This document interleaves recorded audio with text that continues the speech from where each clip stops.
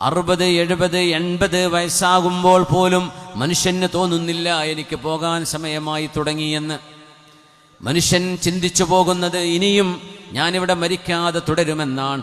അങ്ങനെ അപ്രതീക്ഷിതമായി നിൽക്കുന്ന സമയത്ത് ഒരു ചെറിയ കാരണം കൊണ്ട് അല്ലാഹു നമ്മളെ കൊണ്ടുപോകുന്നത് കാണുന്നില്ലേ?